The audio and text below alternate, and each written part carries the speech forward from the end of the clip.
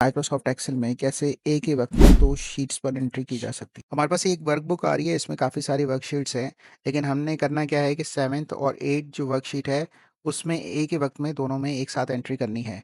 तो हम इसको सेलेक्ट करेंगे 7th शीट को, उसमें कंट्रोल दबाकर 8 शीट पे भी क्लिक करेंगे तो ये दोनों हमारे पास सेलेक्ट होके आ जाएंगी। और हमारे पास दोनों शीट्स में एक तरह के फॉर्मेट्स बने हुए हैं, सिर्फ हमने एंट्री करनी है और हम एंट्री 7th में करेंगे तो हमारे पास वो डेटा 8 शीट में भी शो होगा। अब हम इसमें टाइपिंग करते हैं, 6 क्लास 6 कर देते हैं, मैथ कर देते हैं, इसमें मार्क्स कुछ भी लिख देते हैं, लेट्स सपोज 50 कर दिया हमने। अब 7th क्लास कर देते हैं, इसमें इंग्लिश लिख देते हैं और इसके मार्क्स लिख देते हैं। 8 क्लास भी लिख देते हैं और इसमें भी सब्जेक्ट लिख देते हैं और मार्क्स लिख देते हैं। और जैसे ही हम लिखने के बाद अब अपनी नेक्स्ट शीट में जाते हैं तो ये देखें हमारे पास ऑलरेडी डेटा टाइप हुआ है इसके अंदर। तो इस तरह से हम एक ही वक्त में दो शीट्स पे आसानी के साथ एंट्री कर सकते हैं।